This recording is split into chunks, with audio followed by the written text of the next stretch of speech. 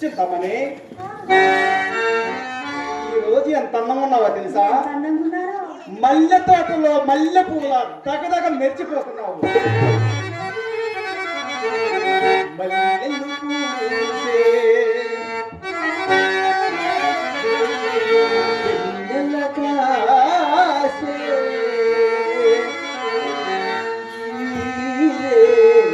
హాయిగా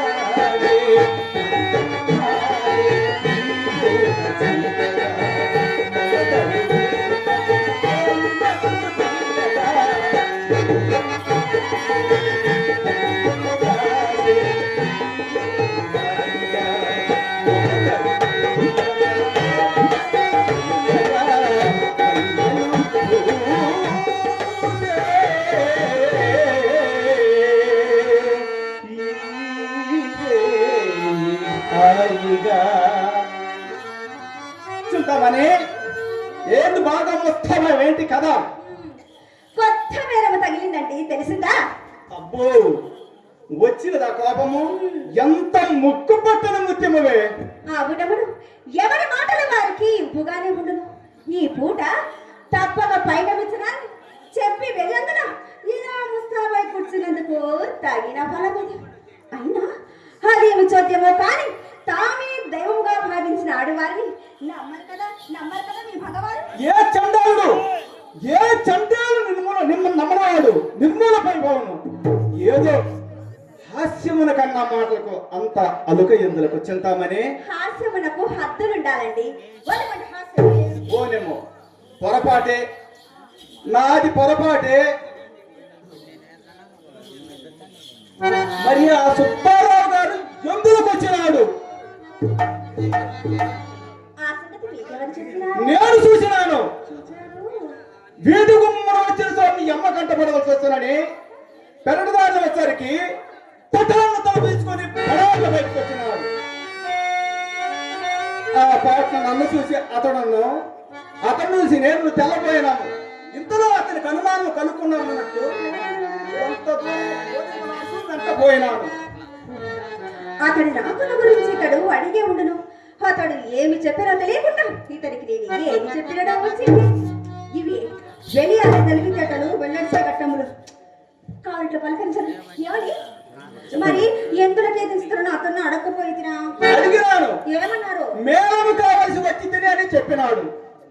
చెప్పినారు కదండి, మరి చెప్పినారు కదండి.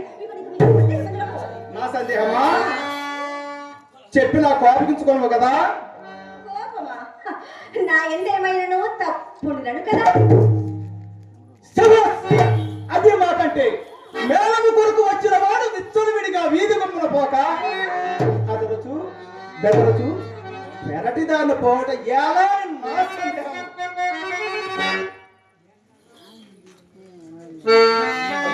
వచ్చిన కోపము మరి ఆ సంగతి కూడా అతన్ని అడగకపోయిందిరా.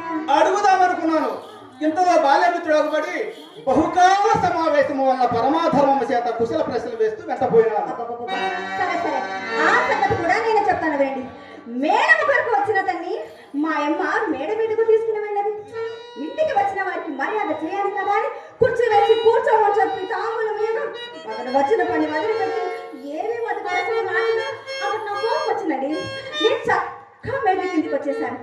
మా అమ్మ నా మనసులో పెట్టేది కాబోలు తోట చుపడకన్న విషయం మీద దొడ్డిలోనికి తీసుకొని వచ్చి ఆవిడని ఏదని సాగనంపింది. ఎవడు మీరు నమ్ముడు నమ్మకపోండు నీ మాట వేదముగా నేనెప్పుడు నమ్మలేదు. నా ఎందు నీ వెంటను నలుసంత అబద్ధమాడమని ఏ నా నమ్మకము. మీతోడనే కాదండి, అసలు నేను ఎవ్వరి తోడనబద్ధమా.